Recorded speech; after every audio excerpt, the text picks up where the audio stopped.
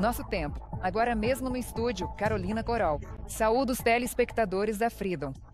Vamos às notícias. O exército russo bombardeou o distrito de Dnipro, em Kherson. Devido ao ataque, um homem de 62 anos ficou ferido.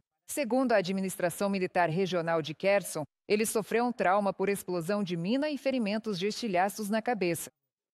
A vítima foi hospitalizada em estado grave e os médicos estão prestando toda a assistência necessária.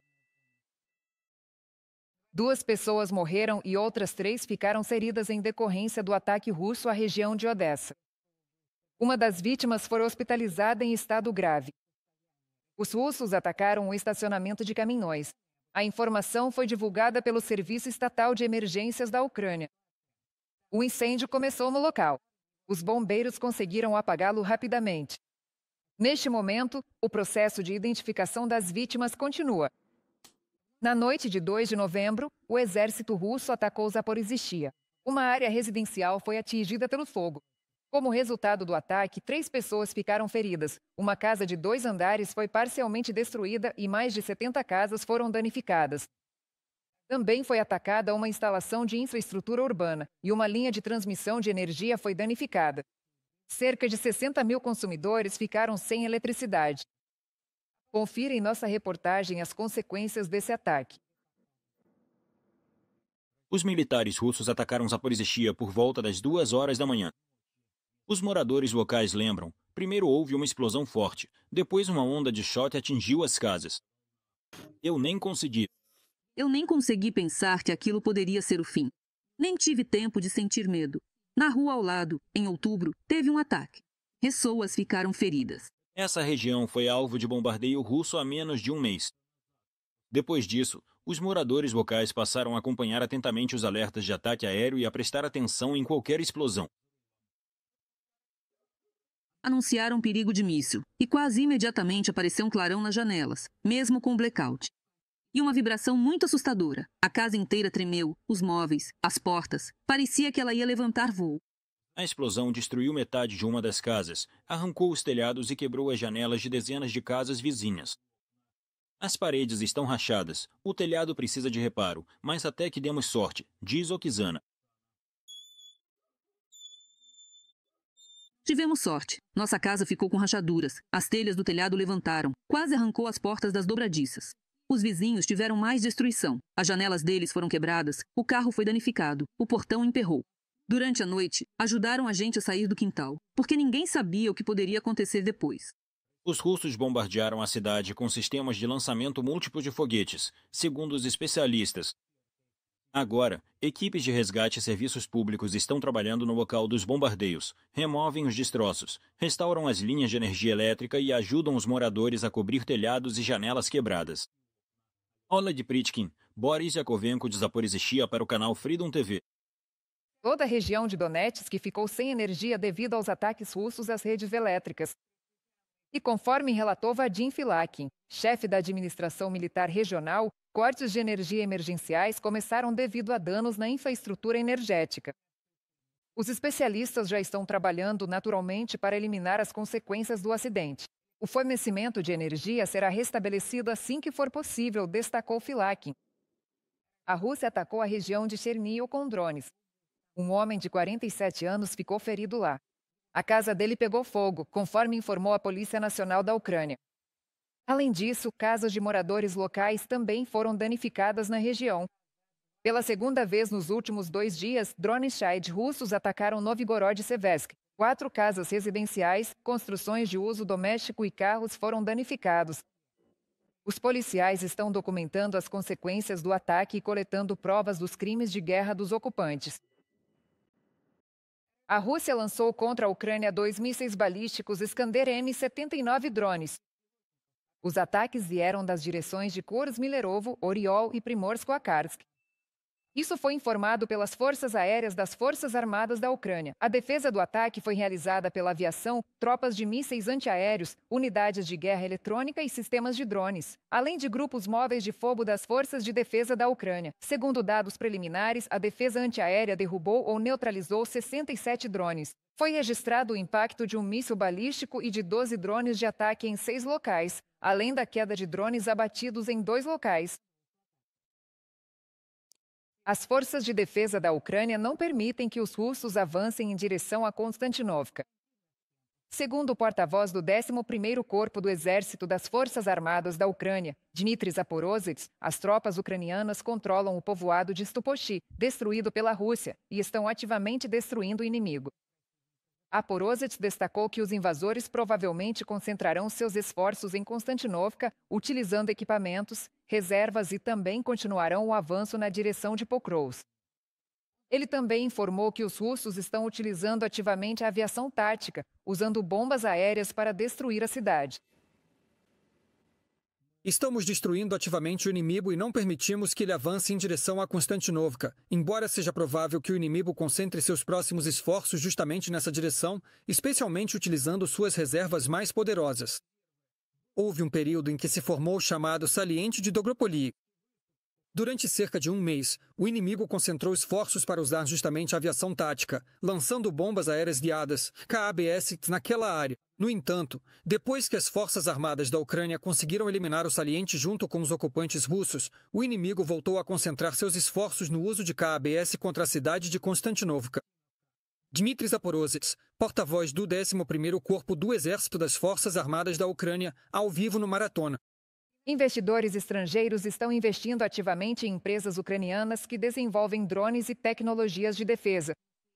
Assim, fundos ocidentais aumentaram os investimentos em startups ucranianas. É o que informa o The Wall Street Journal. Isso ajuda a expandir sua presença nos mercados internacionais. Uma das maiores negociações foi o investimento em uma empresa de Kiev, que arrecadou $15 milhões para o desenvolvimento de tecnologias de coordenação de ataques com drones. Especialistas preveem que, após o fim da guerra, as empresas ucranianas do setor de drones terão um enorme potencial de crescimento e suas tecnologias serão muito procuradas no mundo todo. As forças de sistemas não tripulados das Forças Armadas da Ucrânia realizaram ataques durante a noite contra alvos em território russo, sendo um deles a subestação de Lipetsk com capacidade de 500 kV. O ataque foi confirmado pelo comandante das Forças de Sistemas Não Tripulados, Robert Brody. Segundo ele, 5 subestações em território russo foram atingidas durante a noite.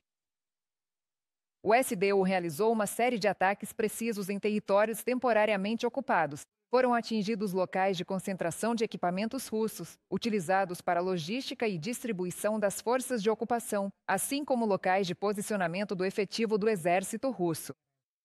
Isso foi informado pelo SBU. Os ataques noturnos foram realizados com drones FP-2 equipados com cargas explosivas de 105 kg cada. Isso garantiu alta eficiência à operação. O Serviço de Segurança da Ucrânia declarou que continua neutralizando o inimigo em qualquer lugar. O SBU atingiu um petroleiro e a infraestrutura de petróleo em Tuapse, na Rússia. Segundo fontes do Freedom, drones do Centro de Operações Especiais Alfa atacaram o alvo em conjunto com outras forças de segurança. Foram registrados 5 acertos. O petroleiro pegou fogo, além de terem sido danificados estandes de carregamento de petróleo e prédios do porto. O porto de Tuapse inclui um terminal de petróleo e uma refinaria da empresa Rosneft. O Serviço de Segurança continua atacando a infraestrutura de refino de petróleo da Rússia, que abastece o inimigo com recursos para a agressão contra a Ucrânia. Enquanto a guerra continuar, as explosões nas refinarias russas vão continuar. Fonte Freedom no SBU. Soldados norte-coreanos capturados, que estão agora em Kiev, pedem para não serem devolvidos ao seu país de origem. Assim, 2 militares norte-coreanos pediram para serem enviados para a Coreia do Sul, e não para a Coreia do Norte. Eles declararam isso a uma organização sul-coreana de direitos humanos durante uma entrevista para um documentário. Segundo a inteligência sul-coreana, cerca de 10 mil soldados norte-coreanos podem ter sido enviados à Rússia para lutar contra a Ucrânia. Também foi informado que, como resultado dos combates na Ucrânia, cerca de 2 mil militares norte-coreanos morreram. Na Bélgica, vários drones foram avistados sobre uma base aérea militar. Isso aconteceu no dia 1º de novembro. A polícia enviou um helicóptero para perseguir os aparelhos, mas sem sucesso, segundo a mídia local. Supostamente, os drones estavam se dirigindo em direção à Holanda. O ministro da Defesa da Bélgica declarou que voos de drones sobre instalações militares são proibidos e que é necessário tomar medidas para derrubá-los. Hoje, no Dia Internacional pelo Fim da Impunidade dos Crimes contra Jornalistas, o secretário-geral da ONU, Antônio Guterres, destacou em sua declaração que jornalistas enfrentam ameaças, ataques, prisões e até assassinatos. E quase todos os crimes contra eles permanecem sem solução. O espaço digital deve ser seguro para quem escreve notícias. Quando jornalistas são silenciados, todos nós perdemos nossa voz. Vamos juntos proteger a liberdade de imprensa, exigir responsabilidade e garantir que aqueles que falam a verdade ao poder possam fazê-lo sem medo. Antônio Guterres, secretário-geral da ONU. O Comitê Nacional da Ucrânia para a Cooperação com o Programa Internacional da Unesco para o Desenvolvimento da Comunicação fez um apelo aos parceiros internacionais para intensificar as ações de proteção aos jornalistas e responsabilização dos culpados por crimes contra representantes da mídia cometidos pela Rússia. Como foi lembrado pelo comitê, desde o início da invasão em grande escala da Rússia na Ucrânia, 116 jornalistas morreram, dos quais 18 estavam no exercício de suas funções profissionais. Assim, no dia 23 de outubro, também perderam a vida nossos colegas em Kramatorsk, a jornalista Alena Gramova e o cinegrafista Evgeny Karmazin. Eles estavam registrando as consequências do bombardeio russo. O carro deles, em um posto de gasolina, foi atacado por um drone russo Lancet. Além disso, a jornalista Victoria Roshina também foi vítima dos russos.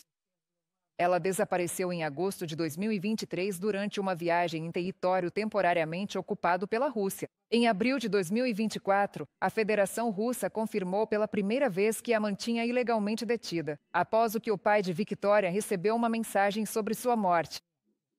Supostamente, de acordo com informações das autoridades russas, isso aconteceu durante a transferência dela de Taganrog para Moscou. O corpo de Victoria só pôde ser devolvido ao lado ucraniano em abril de 2025. Foi também nessa época que foi aberto um processo criminal. As ações da Federação Russa foram qualificadas como crimes de guerra, associados a homicídio doloso.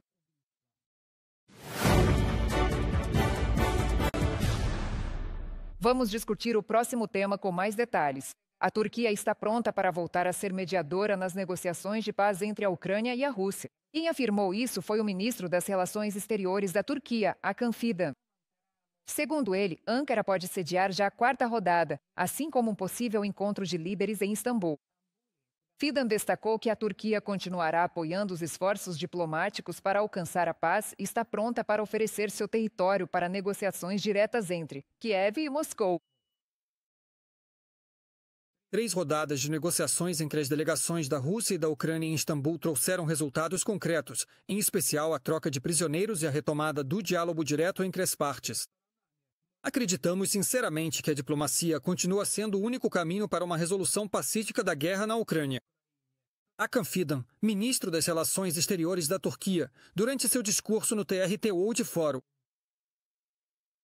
A Ucrânia declarou repetidamente estar pronta para um processo de negociação realista com a Rússia a qualquer momento e em qualquer país. Foi o que afirmou Mikhailo Podolyak, assessor do chefe do gabinete do presidente da Ucrânia, durante uma transmissão no canal Freedom. No entanto, segundo ele, esses encontros são melhores quando realizados em nível de líderes, pois só assim é possível chegar a alguma decisão.